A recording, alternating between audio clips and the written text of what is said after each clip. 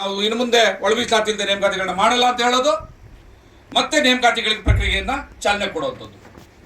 ಈಗ ದಾವಣಗೆರೆ ಉಪಚುನಾವಣೆ ಸಂದರ್ಭದಲ್ಲಿ ಇಲ್ಲ ನಾವು ಒಳ ಮೀಸಲಾತಿಯಿಂದ ನೇಮಕಾತಿ ಮಾಡಲ್ಲ ಅಂತ ಹೇಳಿದ್ದು, ಮತ್ತೆ ಈಗ ಚುನಾವಣೆ ಮುಗಿತಿದ್ದಾಗೇನೆ 24ನೇ ತಾರೀಕು ಅಂತಿಮವಾದಂಥ ಕ್ಯಾಬಿನೆಟ್ ಡಿಸಿಷನ್ ಅಂತ ಹೇಳ್ಕೊಂಡು ಕಳೆದ 18ನೇ ತಾರೀಕು ಮಧ್ಯಾಹ್ನಕ್ಕೆ ಕೃಷಿ ಇಲಾಖೆ 890 ಉದ್ಯೋಗಗಳಿಗೆ ಕಾಲ್ಫಾರ್ಮ್ ಮಾಡ್ತಾರೆ ಅಂತಂದ್ರೆ ಇದನ್ನೆಂತ ನಯವಂಚಿಕವಾದಂಥ ಸರ್ಕಾರ ಅಂತ ನಮಗಾದ್ರೂ ಕೂಡ ಅನ್ಸುತ್ತೆ. ಸಮುದಾಯದ ವಿದ್ಯಾರ್ಥಿಗಳು ಇವತ್ತು ಕಣ್ಣಲ್ಲಿ ನೀರು ಹಾಕೊಂಡು ತಮ್ಮ ಭವಿಷ್ಯಕ್ಕೆ ಆಗ್ತಾ ಇರುವಂತಹ ಆಘಾತಕಾರಿಯಾದ ವಿಚಾರಗಳಿಗೆ ಕುಗ್ಗೋಗ್ತಾ ಇದ್ದಾರೆ.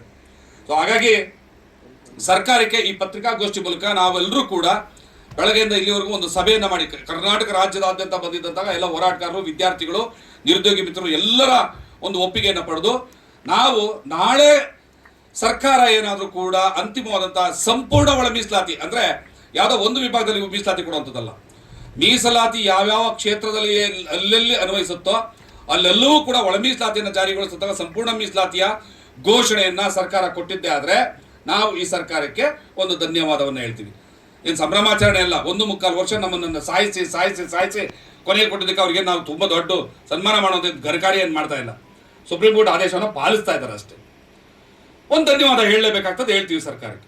ಒಂದು ವೇಳೆ ನಾಳೆ ಏನಾದರೂ ಈ ಸರ್ಕಾರ ಮತ್ತೆ ತನ್ನ ವಂಚನೆಯನ್ನ ಮತ್ತೆ ತನ್ನ ಏನು ಅಸಹಾಯಕತೆಯನ್ನು ತೋಡ್ಕೊಂಡಿದ್ದೇ ಆಯಿತು ಅಂತಂದ್ರೆ ಬಹುಶಃ ಕರ್ನಾಟಕದಲ್ಲಿ ಇನ್ನೆಂದು ಕಂಡು ಕೇಳಿದಂಥ ಮಾದಿಗ ಸಮುದಾಯದ ಬಹುದೊಡ್ಡ ಪ್ರತಿರೋಧವನ್ನು ಈ ಸರ್ಕಾರ ಎದುರಿಸಬೇಕಾಗ್ತದೆ. ನಾವು ಹೈವೇಗಳನ್ನು ಬಂದ್ ಮಾಡುವಂಥದ್ದು ತಕ್ಷಣ ನಾಳೆಯಿಂದನೇ, ನಾಳೆ ಏನು ತೀರ್ಮಾನ ನಮ್ಮ ಪರವಾಗಿಲ್ಲ ನಮ್ಮ ವಿರುದ್ಧವಾಗಿದೆ ಅಂತ ನಮ್ಗೆ ಏನಾದ್ರು ಅನಿಸ್ತದ್ರೆ ತಕ್ಷಣವೇ ಇಡೀ ರಾಜ್ಯದಾದ್ಯಂತ ಎಲ್ಲ ಕಡೆ ಹೈವೇಗಳನ್ನ ಬಂದ್ ಮಾಡುವಂಥದ್ದು.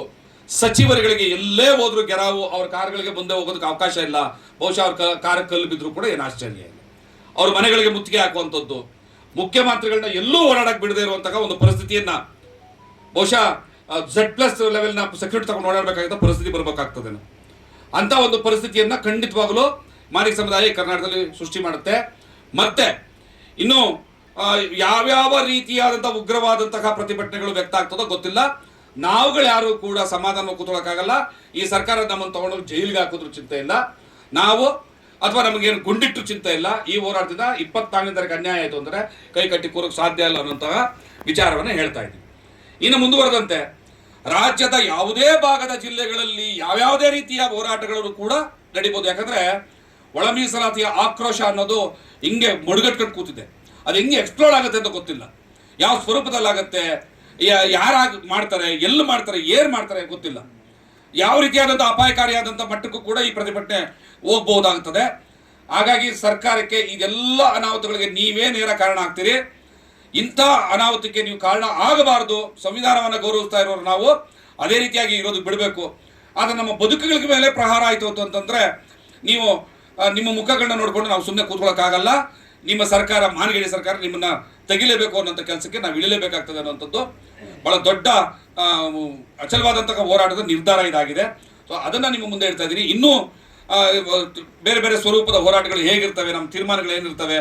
ನಿನ್ನೆ ನಮ್ಮ ಒಟ್ಟು ಹೋರಾಟಗಳ ಒಂದು ಸಮಿತಿಯನ್ನು ಮಾಡಿದಂಥ ಅಧ್ಯಕ್ಷರಾದಂಥ ಮಾನಸಂದ್ರ ಮುನಿಯಪ್ಪನವರು ಅವ್ರ ರೈತ ಸರ್ಕಾರವನ್ನು ಭೇಟಿ ಮಾಡಿದ್ದಾರೆ, CS ಹತ್ರ ಮಾತಾಡಿದ್ದಾರೆ, ಮುಖ್ಯಮಂತ್ರಿಗಳಿಗೆ ಎಚ್ಚರಿಕೆ ಕೊಡುವಂಥ ಕೆಲಸವನ್ನು ಮಾಡಿದ್ದಾರೆ. ಮುಖ್ಯಮಂತ್ರಿ ಯಾರು CS ಹೇಳಿದ್ರಂತೆ CS ನಾವೆಲ್ಲ ವಿಡ್ರಾ ಮಾಡ್ತೀವಿ, ನೋಟಿಫಿಕೇಶನ್ಸು ಒಳ ಮೀಸಲಾತಿ ಇಲ್ಲದೆ ಮಾಡೋದಿಲ್ಲ ಅಂತ ಹೇಳಿದ್ದಾರೆ. ಬಟ್ ಇವಾಗ ಚೆಕ್ ಮಾಡಿ ಆನ್ಲೈನಲ್ಲಿ ಈಗಲೂ ಕೂಡ ಪ್ರೊಸೆಸ್ ಆಗಿದೆ. ಇಂಥ ಸರ್ಕಾರವನ್ನು ನಂಬ್ಕೊಂಡು ಕೂತ್ಕೋಬೋದಾ? ಹಾಗಾಗಿ ಅವರು ಕೂಡ ಅದನ್ನ ಎಚ್ಚರಿಕೆಯನ್ನು ಕೊಟ್ಟಿದ್ದಾರೆ. ಕಾಂಗ್ರೆಸ್ ಸರ್ವನಾಶ ಆಗ್ಬಿಡ್ತದೆ ಅನ್ನೋ ಎಚ್ಚರಿಕೆಯನ್ನು ಕೊಟ್ಟಿದ್ದಾರೆ. ಅದನ್ನು ಕೂಡ ಈ ಸರ್ಕಾರ ಗಮನಿಸಬೇಕು. ನಾವು ಅದನ್ನು ಕೂಡ ಪುನರುಚ್ಚಾರ ಮಾಡ್ತಾ ಇದ್ದೀವಿ. ಮತ್ತೆ ಇನ್ನು ಉಳಿದಂಥ ಕಾನೂನು ಪ್ರಕ್ರಿಯೆಗಳು ಮತ್ತು ಮುಂದಿನ ಹೋರಾಟದ ಬೇರೆ ಬೇರೆ ಸ್ವರೂಪಗಳು ಹೇಗಿರ್ತವೆ ಅನ್ನೋಂಥದ್ದು ನಾವು ಅಮ್ಮಣ್ಣವರು ಇದನ್ನು ತಿಳಿಸ್ಕೊಡ್ಬೇಕು ಅಂತ ಕೇಳ್ತೀವಿ. ಮಾಧ್ಯಮದ ಮಿತ್ರರೇ, ಇವತ್ತು ತುರ್ತು ಸಭೆಯನ್ನು ಅಥವಾ ತುರ್ತು ಪತ್ರಿಕಾಗೋಷ್ಠಿಯನ್ನು ಮಾಡಲಿಕ್ಕೆ ಪ್ರಮುಖವಾಗಿರ್ತಕ್ಕಂಥ ವಿಚಾರವನ್ನು ನಮ್ಮ ಸ್ನೇಹಿತರು ಹೇಳಿದ್ದಾರೆ. ವಿಶೇಷವಾಗಿ ಚಿತ್ರದುರ್ಗದಲ್ಲಿ ಈ ಒಂದು ಪ್ರತಿರೋಧವನ್ನು ವ್ಯಕ್ತಪಡಲಿಕ್ಕೆ ಯಾಕೆ ನಾವು ವ್ಯಕ್ತಪಡಿಸಲಿಕ್ಕೆ ಚಿತ್ರದುರ್ಗವನ್ನು ಆಯ್ಕೆ ಮಾಡಿಕೊಂಡಿದ್ದೀವಿ ಅಂದರೆ 2022ರಲ್ಲಿ ಕಾಂಗ್ರೆಸ್ ಪಕ್ಷ ಹೈಕಮಾಂಡ್ ಇದ್ಕೊಂಡು ಈ ರಾಜ್ಯದ ಮುಖ್ಯಮಂತ್ರಿಗಳು ಸುರ್ಜೇವಾಲಾ ಅವರು, ಮಲ್ಲಿಕಾರ್ಜುನ ಖರ್ಗೆ ಅವರು ಎಲ್ಲರೂ ಸೇರಿ ಒಂದು ಚಿತ್ರದುರ್ಗ ಡಿಕ್ಲರೇಷನ್ ಮಾಡಿದೆ. 7 ಲಕ್ಷ ಜನ ಸೇರಿ ಆ ಚಿತ್ರದುರ್ಗದ ಡಿಕ್ಲರೇಷನ್ ಪ್ರಕಾರ ಒಳ ಮೀಸಲಾತಿಯನ್ನು ಸರ್ಕಾರ ಅಧಿಕಾರಕ್ಕೆ ಬಂದ ಮೊದಲ ಸಚಿವ ಸಂಪುಟದಲ್ಲಿ ಅದನ್ನು ತೀರ್ಮಾನ ಮಾಡ್ತು ಅಂತೇಳಿ 2 ವರ್ಷ ಆಗಿದೆ, 3 ವರ್ಷ ಆಗಿದೆ. ಮತ್ತು ಆ್ಯಕ್ಚುಲಿ ಸಿದ್ದರಾಮಯ್ಯನವರು ಇದನ್ನಿಷ್ಟು ಡಿಲೇ ಮಾಡ್ತಾರೆ ಅಂತ ನಾವು ಯಾರು ಅಂದ್ಕೊಂಡಿರಲಿಲ್ಲ. ಇದುವರೆಗೆ ಅವರು ಡಿಕ್ಲರೇಷನ್ ಮಾಡೋ ಸಂದರ್ಭದಲ್ಲಿ ಕೂಡ ಸುಪ್ರೀಂ ಕೋರ್ಟ್ ಆಜ್ಞೆ ಆಗಲಿರಲಿಲ್ಲ, ಆದೇಶ ಆಗಿರಲಿಲ್ಲ. ಆದರೆ ಆಗಸ್ಟ್ 2024 ಏನು ಸುಪ್ರೀಂ ಕೋರ್ಟ್ ಆದೇಶ ಆಗಿದೆ. ಸಿದ್ದರಾಮಯ್ಯನವರಿಗೆ ವಿಶೇಷವಾಗಿರ್ತಕ್ಕಂಥ ಒಂದು ದೊಡ್ಡ ಆಯುಧ ಸಿಕ್ಕಂಗಾಗಿದೆ ಕಾನೂನಾತ್ಮಕವಾಗಿ, ಸುವರ್ಣಾವಕಾಶ ಒಳ ಮೀಸಲಾತಿನ ಜಾರಿ ಮಾಡಲಿಕ್ಕೆ. ಆದರೆ 3 ವರ್ಷ ವಿನಾಕಾರಣ ವಿಳಂಬ ಮಾಡಿರೋದು ಜಸ್ಟಿಸ್ ಡಿನೈಡ್, ನ್ಯಾಯದ ವಿಳಂಬ, ನ್ಯಾಯದ ತಿರಸ್ಕಾರ ಅನ್ನೋದನ್ನ ಈ ಸಂದರ್ಭದಲ್ಲಿ ಹೇಳ್ತಾ ಇದ್ದೀವಿ. ಚಿತ್ರದುರ್ಗ ಡಿಕ್ಲರೇಷನ್ನ ಮತ್ತೊಂದು ಸಾರಿ ನೀವು ನೆನಪಿಸಿಕೊಂಡು ನಾಳೆ ನಡೀತಕ್ಕಂಥ ಸಚಿವ ಸಂಪುಟದ ಸಭೆಯಲ್ಲಿ ತೀರ್ಮಾನ ಮಾಡದೆ ಹೋದರೆ ಈ ರಾಜ್ಯದಲ್ಲಿ ದೊಡ್ಡ ಮಟ್ಟದ ಅನಾಹುತಗಳಿಗೆ ಸರ್ಕಾರ ಕಾರಣ ಆಗ್ತದೆ. ಅದಕ್ಕೆ ನೇರ ಸಾಕ್ಷಿ CM ಅವರು ಆಗ್ತಾರೆ, ಸಿದ್ದರಾಮಯ್ಯ ಆಗ್ತಾರೆ, ಸಿದ್ದರಾಮಯ್ಯ ಸರ್ಕಾರ ಅನ್ನೋದು ನಾನು ಹೇಳ್ತೇನೆ. 24 ಮಧ್ಯರಾತ್ರಿವರೆಗೆ ನಮ್ಮ ಜನ ಕಾಯ್ತೀವಿ.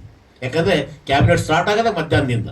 ಹಂಗಾಗಿ ಸಿದ್ದರಾಮಯ್ಯವ್ರಿಗೆ ಇರತಕ್ಕಂಥ ಎಲ್ಲ ಥರದ ಕಾನೂನಿನ ಚೌಕಟ್ಟುಗಳ ಸುವರ್ಣಾವಕಾಶವನ್ನು ಬಳಸಿಕೊಂಡು 24ಕ್ಕೆ ನಾಳೆ ಅಂತಿಮ ತೀರ್ಮಾನ ತೆಗೆದುಕೊಂಡ್ರೆ ನಮ್ಮ ಸಮುದಾಯ ಸ್ವಾಗತಿಸ್ತದೆ.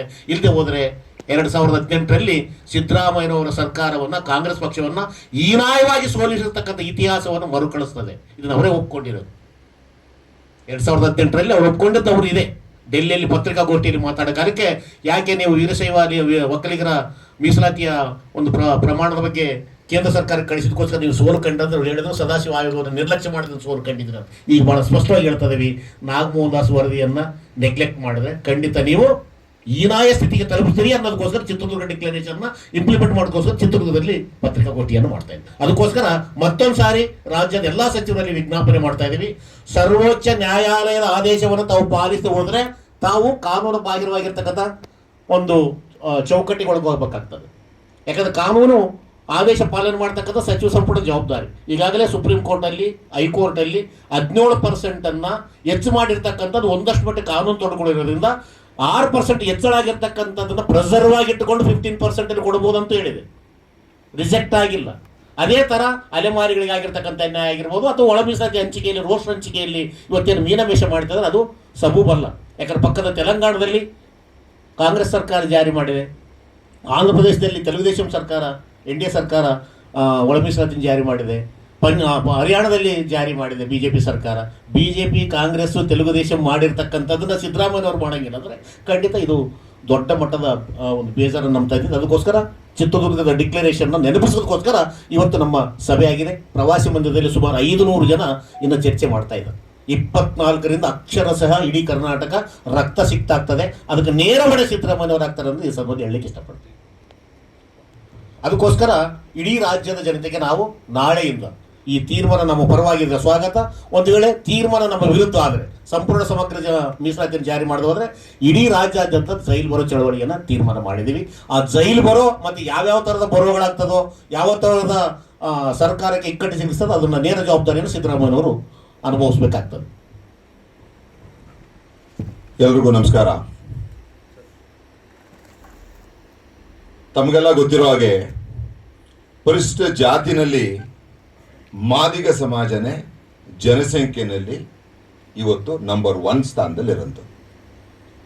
2005ರಲ್ಲಿ ಸದಾಶಿವ ಆಯೋಗ ರಚನೆಯಾಗಿ 2012ನಲ್ಲಿ ಅವ್ರು ರಿಪೋರ್ಟ್ ಕೊಡ್ತಾರೆ. ಅವತ್ತು ಪರಿಶಿಷ್ಟ ಜಾತಿ ಒಳಗಡೆ ಬರೀ 15% ಹಂಚುವಂತ ಒಂದು ವ್ಯವಸ್ಥೆ ಇರುತ್ತೆ, ಕಾನೂನಿನ ವ್ಯವಸ್ಥೆ. ಆಗ ಮಾದಿಗರಿಗೆ ಕೊಡುವಂಥದ್ದು 6% ಕೊಡ್ತಾರೆ, ಒಲೆಯರಿಗೆ 5 ಕೊಡ್ತಾರೆ, ಬೋವಿ ಲಂಬಾಣಿಗೆ 4 ಕೊಡ್ತಾರೆ, 3 ಕೊಡ್ತಾರೆ ಅವತ್ತಿನ ಪರಿಸ್ಥಿತಿನಲ್ಲಿ. ಅದಾದ ನಂತರ ಮಾಧುಸ್ವಾಮಿ ವರದಿ ಬರುತ್ತೆ, ಕಮಿಟಿ ವರದಿ.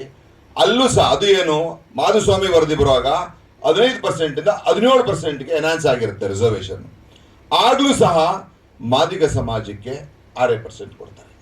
ಜಸ್ಟಿಸ್ ನಾಗಮೋಹನ್ ದಾಸ್ ನಿನ್ನೆ ಮೊನ್ನೆ ಆಗಿರೋಂಥ ವರದಿ, ಅದರಲ್ಲೂ ಸಹ ಮಾದಿಗ ಸಮಾಜ ವಲಯ ಸಮಾಜಕ್ಕಿಂತ 7 ಲಕ್ಷ ಜಾಸ್ತಿ ಜನಸಂಖ್ಯೆ ಇದೆ ಅಂತ ಹೇಳಿದ್ರು ಸಹ ಅಲ್ಲೂ ಸಹ ಮಾದಿಗರಿಗೆ ನೀವು 6% ಕೊಡ್ತೀರ. ಎಲ್ಲ ಜಾತಿಯವ್ರದ್ದು ಜನಸಂಖ್ಯೆ ಬೆಳೆದಂಥ ರೀತಿಯಲ್ಲಿ ನೀವು ಡಾಟಾ ತಗೊಂಡು ಅವ್ರದ್ದೆಲ್ಲ ಜಾಸ್ತಿ ಮಾಡ್ಕೊಂಡು ಬರ್ತೀರ. ವಲಯರಿಗೆ 5ರಿಂದ 5.5 ಆಯಿತು, 5.5ರಿಂದ 6 ಆಯಿತು, ಬೋವಿ ಲಂಬಾಣಿಗೆ 3ರಿಂದ 4 ಆಯಿತು, 4ರಿಂದ 5ಕ್ಕೆ ಜೋಡಿಸಿದ್ರಿ. ಮಾದಿಗರಿಗೆ ಮಾತ್ರ 2012 ರಿಪೋರ್ಟಿಂದ 2025 ರಿಪೋರ್ಟ್ ತನಕನೂ 6 ಕೊಟ್ಟಿದ್ದೀರಾ. ಆ 2% ಜಾಸ್ತಿ ಆದಾಗ ವಲಯರಿಗೂ ಕೂಡ 7 ಕೊಟ್ಟಿದ್ದೀರಾ.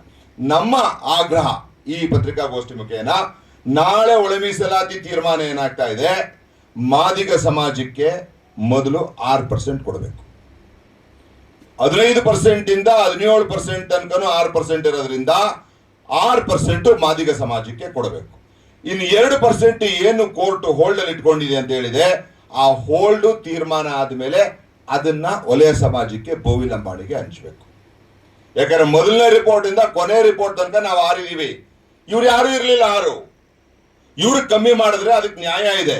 ಮಾದಿಗ ಸಮಾಜಕ್ಕೆ ಕಮ್ಮಿ ಮಾಡಿದ್ರೆ ಅದು ಮಾದಿಗ ಸಮಾಜಕ್ಕೆ ಮಾಡಿದಂತ ಸರ್ಕಾರದ ದ್ರೋಹ. ಅದು ಇದು ಮೊದಲನೇದಾಗಿ. ಇನ್ನು ಎರಡನೇದಾಗಿ ಈ ಏನು ಹಿಂದೆಲ್ಲ ಹೋರಾಟಗಳು ನಡ್ಕೊಂಡು ಬಂದಿದೆ, ಆ ಹೋರಾಟಗಳಲ್ಲಿ ನಾನ್ ಬೇಲಬಲ್ ಕೇಸ್ಗಳು ಏನಾಗಿದೆ, ಈಗ ಹಿಂದೆ ಮಾತಾಡಿದವ್ರು ಹೇಳ್ದಂಗೆ ನ್ಯಾಷನಲ್ ಹೈವೇ ತಡೆಯುವಂತ ಪ್ರಕ್ರಿಯೆ ಆಗ್ಬೋದು, ವಿಧಾನಸೌಧ ಮುತ್ತಿಗೆ ಹಾಕಂತ ಪ್ರಕ್ರಿಯೆ ಆಗ್ಬೋದು, MLAಗಳ ಮನೆಗಳನ್ನ ಹೋಗಿ ಅವರ ಡೋರ್ನ ಲಾಕ್ ಮಾಡಿ ಏನ್ ಹೇಳ್ತೀವಿ ಕೀ ಅಂಡ್ ಲಾಕ್ ತಗೊಂಡೋಗಿ ಲಾಕ್ ಮಾಡೋಂಥದ್ದಾಗ್ಲಿ, ಇವೆಲ್ಲ ನಾನ್ ಬೇಲಬಲ್ ಅಫೆನ್ಸ್. ಇವೆಲ್ಲ ನಾವೇನು ಹೊಸದಾಗಿ ಮಾಡ್ತಾ ಇರೋದು, ಹಿಂದೆ ಮಾಡ್ಕೊಂಡು ಬಂದಿರೋಂಥದ್ದು. ಬಟ್ ಈ ಹೋರಾಟದಲ್ಲಿ ಮಾಡ್ತೀವಿ. ನಾಳೆ ಏನಾಗುತ್ತೆ ಆ ತೀರ್ಮಾನ ನೋಡಿಕೊಂಡು, ನಾಳೆ ತೀರ್ಮಾನ ಮಾದಿಗ ಸಮಾಜಕ್ಕೆ 6% ಕೊಡದೆ ಒಳ ಮೀಸಲಾತಿ ಯಾವುದೇ ತರ ಡಿವಿಷನ್ ಆದ್ರೂ ಅದನ್ನ ನಾವು ವಿರೋಧ ಮಾಡ್ತೀವಿ ಅಂತ ಹೇಳ್ತಾ, ನಾಳೆ ಸರ್ಕಾರ ಏನಾದ್ರು, ಯಾಕಂದ್ರೆ ಇಲ್ಲಿ ತನಕ ಸುಪ್ರೀಂ ಕೋರ್ಟ್ ಆದೇಶ ಇರ್ಬೋದು, ಹೈಕೋರ್ಟ್ ಆದೇಶ ಇರ್ಬೋದು, ಕ್ಯಾಬಿನೆಟ್ ನಲ್ಲೇ ತಗೊಂಡಂತ ತೀರ್ಮಾನ ಇರ್ಬೋದು,